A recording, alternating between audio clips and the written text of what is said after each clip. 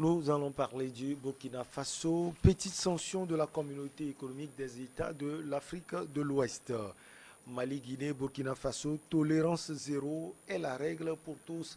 Ce sont les propos de Jean-Claude Cassibro. Et puis Bénin, UNICEF annonce la fin du monde provoquant des affrontements qui font 8 morts. Et puis on termine comme de coutume par le Togo, corruption, progression de 6 places au classement annuel de Transparence internationale. Nos invités sont en place. Il s'agit de Sokwa Mivi Akleso, consultant et coach en entrepreneuriat et en politique. Coach, bonjour, vous allez bien? Bonjour Michel, naturellement je vais très bien. Oui, vous voulez ajouter quelque Je chose? voulais juste faire un coucou spécial à tous les téléspectateurs de près ou de loin de Niveau TV. Voilà. Nous avons également le journaliste Ibrahim Acha, directeur de publication de Temps Nouveau. Vous allez bien? Ça fait longtemps. Oui, vraiment, bonjour et bonjour à tout le monde et bonjour à l'invité. Et c'est un plaisir de répondre à vos invitations, surtout qu'il s'agit de débattre de l'actualité socio-économique et, disons, politique. Et qui se déroule à nos yeux, que ce soit dans le monde ou principalement sur le continent africain. Allez, on commence donc par le Burkina Faso. Les États ouest africains se sont réunis vendredi 28 janvier lors d'un sommet virtuel pour décider des sanctions à l'encontre de la junte militaire au Burkina Faso. Elle est arrivée au pouvoir par un coup d'État militaire lundi et a appelé ses partenaires internationaux à collaborer avec elle. Le Burkina Faso est suspendu de l'organisation sans autre sanction immédiate. Ibrahim Acha, par rapport aux autres pays, je vais parler de la Guinée-Conakry, je vais parler également du Mali. On peut dire que ces sanctions ne sont pas à la hauteur de l'événement. Non, mais il faut dire que la CEDEAO traite ce coup d'État au cas par cas. Et parce que ce qui s'est passé au Mali, ce n'est pas forcément les mêmes raisons qui ont motivé le coup d'État qui s'est passé au Burkina Faso. Et ce n'est pas la même chose aussi en Guinée.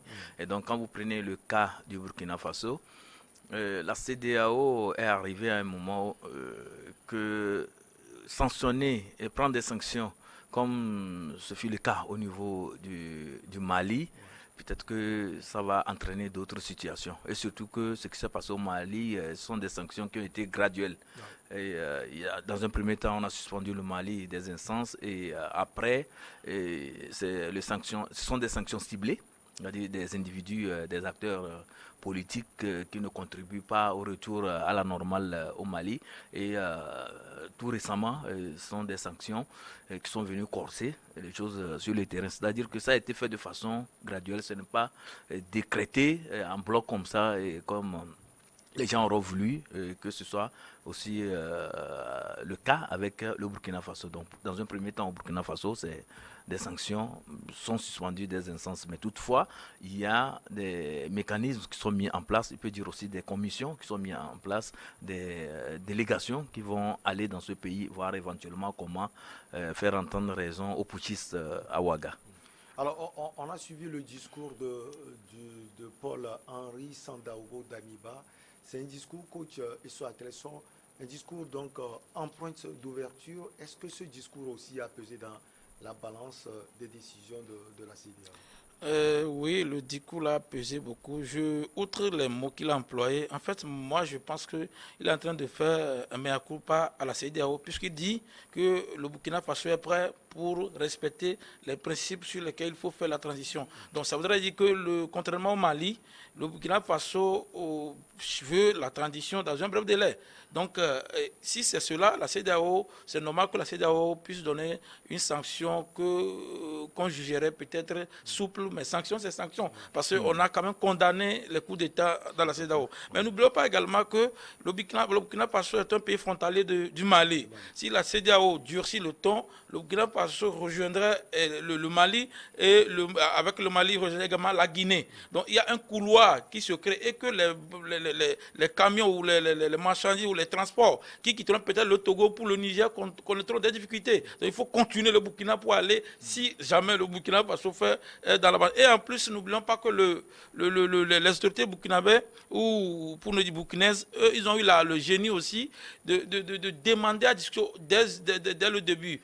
le cas de Mali, comme le dit le journaliste, le Mali, les sanctions graduelles qu'on a données au Mali, c'est quand on voit que le Mali viole certains principes qu'on durcit le ton. Sinon, on est allé de pas à pas avec le Mali. Ici, le Burkina Faso ouvre directement ses portes à l'addiction. Et en plus, les tentatives de coup d'État ou bien le coup d'État ici n'est pas parce que le Roch Kaboré est soit plutôt comment dire, un espion ou bien un maillon ou une marionnette de la France. Ici, c'est parce qu'il gère mal la sécurité dans le pays et qu'il a passé son temps à enfermer les officiers au lieu de régler ou de renforcer les choses. Donc, ce n'est pas forcément. Puisque les gens essaient de faire des amalgames, ça ne doit pas être le cas. Le Burkina, c'est parce que le Roch Kaboré, ces derniers moments, il ne fait que faire enfermer les officiers sous prétexte qu'il y a un tentative de coup d'État que lui-même, peut-être, il a suscité et qui s'est confirmé. Donc, je pense qu'on devait faire attention à ne pas mélanger les situations, même si c'est coup d'État, qu'on peut les qualifier tous, ce n'est pas de la même manière et ni les causes ne sont pas les mêmes ici. Alors, Ibrahim Macha, une délégation militaire, surtout de la CEDEAO, était à Abidjan, je dis plutôt à Ouagadougou, le week-end écoulé. Objectif, discuter avec la junte militaire dirigée par Paul-Henri Sandaogo d'Amiba. Pourquoi d'abord une délégation militaire? Bon, ça dépend du choix opéré par la CEDEAO. Peut-être qu'ils estiment que, de par le passé, lorsqu'il y a des coups d'État, c'est souvent des civils, hein, des diplomates qu'on envoie pour aller discuter avec les putschistes. Donc cette fois-ci, ils se sont dit que, bon, comme par le passé, lorsque les politiciens arrivent ou bien les diplomates arrivent à discuter avec les putschistes et que généralement c'est soldé par un échec, donc il fallait maintenant envoyer les frères d'armes de ces putschistes-là et ensemble ils vont parler entre eux militaires. Peut-être que c'est des gens qui se connaissent déjà parce que pour la plupart ils sont passés par des écoles de formation, des écoles de guerre et tout ça là, donc peut-être qu'ils ont eu à frotter et donc entre eux ils peuvent parler le langage militaire, s'entendre et voir éventuellement comment se dire certaines vérités de manière à ce que l'ordre constitutionnel qui est mis plutôt entre parenthèses puisse revenir au plus vite. Donc c'est pour cela que la CEDEAO a dans un premier temps envoyé les chefs d'état-major des armées au niveau de cette délégation.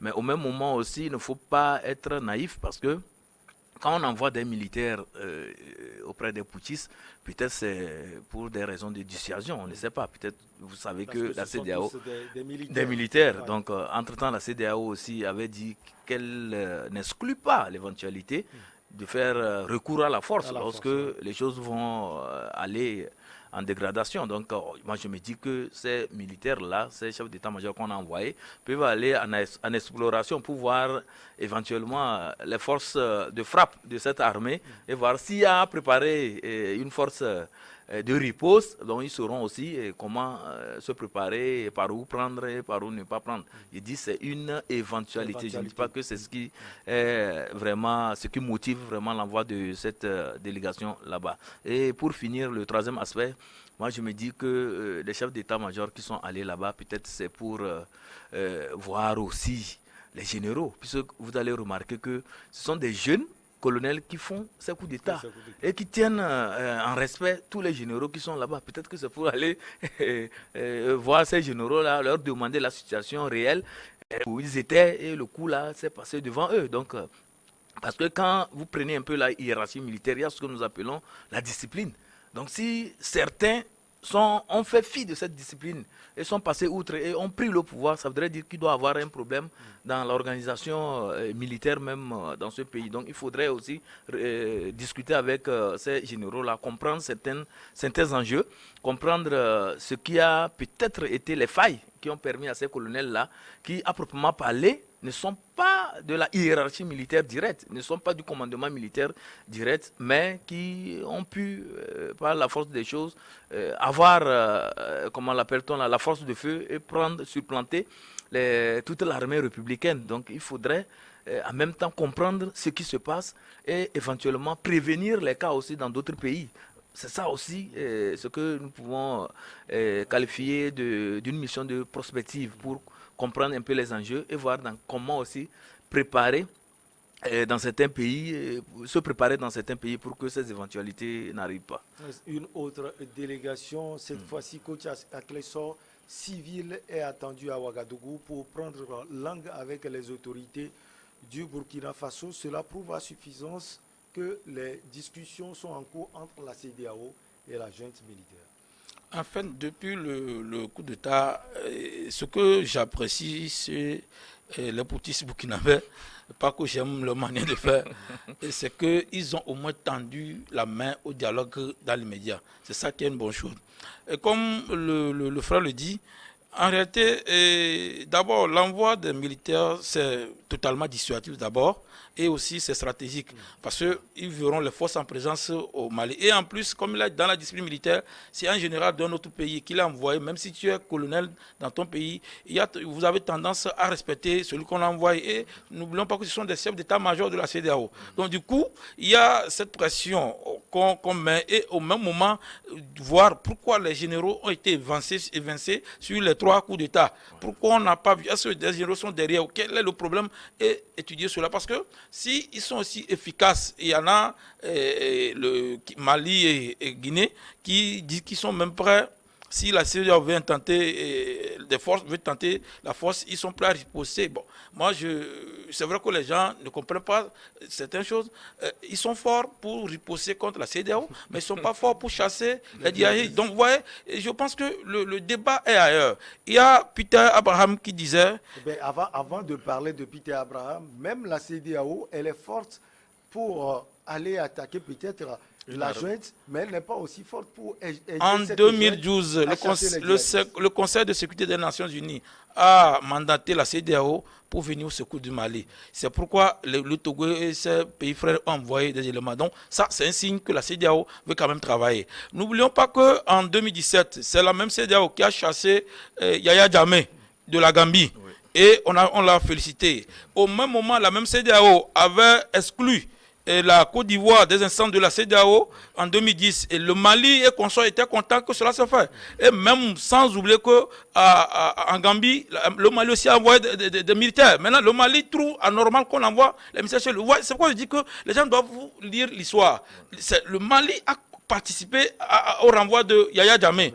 Mais est-ce qu'on a demandé l'avis de tous les Guinéens d'abord, Gambiens d'abord? Mais on va dire que c'est la démocratie. Sans oublier que comment même on a puni ou on a sanctionné la Côte d'Ivoire en 2010. De Laurent Gbagbo. Tout le monde était d'accord. Maintenant, quand on sanctionne le Mali, les gens crient la France. Je disais tantôt que Abraham a dit que l'Afrique a 3 ennemis. Il y a le blanc, il y a la famine, il y a notre passé. Mais il faut s'associer avec le blanc pour tuer la famine et le passé. C'est pour dire qu'actuellement, le problème n'est pas sur qui France.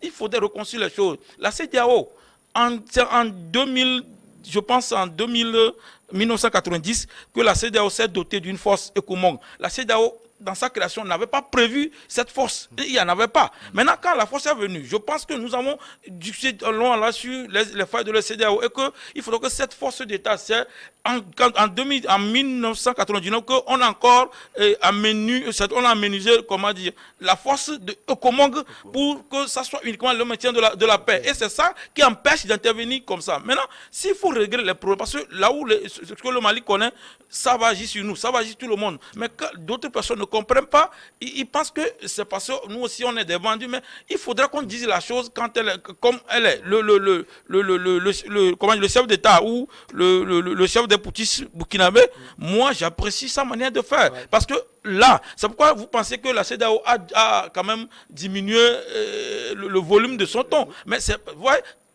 par rapport à l'adversaire que vous avez en face, c'est par rapport à lui que vous menez une discussion. Et pour le moment, si le leader burkinabé a donné une promesse qu'il n'a pas respectée, vous allez voir que la CEDEAO va venir avec un ton dur.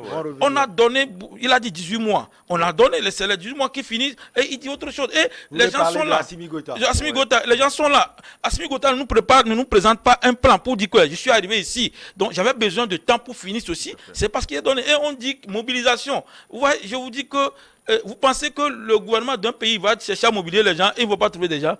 Moi, c'est ridicule quand les gens disent que les gens sont sortis. Le gouvernement d'un pays va chercher à mobiliser les gens ne vont pas sortir. Vous pensez que les gens ont été poussés? Non, qu'ils soient poussés ou pas. Je n'ai jamais vu un pays dans lequel le gouvernement a demandé que les gens marchent et ils ne sont pas sortis. C'est l'opposition qui demande en personne. Ici, c'est le gouvernement. Et ils prennent le gouvernement malien et avec leurs amis, leur famille, tout ça, quand ils sortent, on va voir déjà, mais ça ne veut pas dire que c'est la réalité du terrain. Moi, j'aurais voulu voir les gens manifester à Bamako, à Gao, à Tombouctou, et au nord, là, je serais que tout le monde est sur ça, mais dans le cas contraire, ce ne sont que des opérations de communication, parce que ici, la CEDEAO n'est pas en train d'imposer un président au Mali, c'est Assimi Goïta qui a fait coup d'État dans coup d'État, et que ça ne plaît pas à la CEDEAO, parce que si on permet maintenant, vous voyez, on a raison maintenant, ça se répète en allant. Tantôt, on ne sait pas sur quel pays, quelqu'un dit, c'est allé à 223, 224, ça va aller à 226 ou 200 maintenant. Donc, ouais, il faudrait que nous nous demandions à ce que la paix revienne. Et pour que la paix revienne,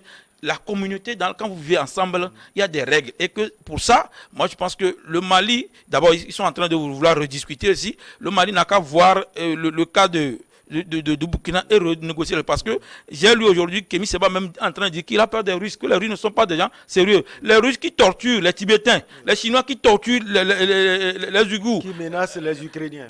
Les pays là qui n'ont pas d'opposants chez eux. Et on va les accepter chez nous. C'est anormal. Donc voilà ce que je peux dire par rapport à cela. En tout cas, vous avez dit tout à l'heure que les gens vous prennent comme des vendus. Tout le monde a sa manière de voir les choses. Tout à fait. Ibrahim Acha. Non, évidemment, tout le monde a sa manière de voir des choses. Et lorsqu'une situation se présente, chacun analyse cette situation par rapport au flux d'informations que la personne a. Vous le permettez, on marque une petite pause. On revient vous donner la parole.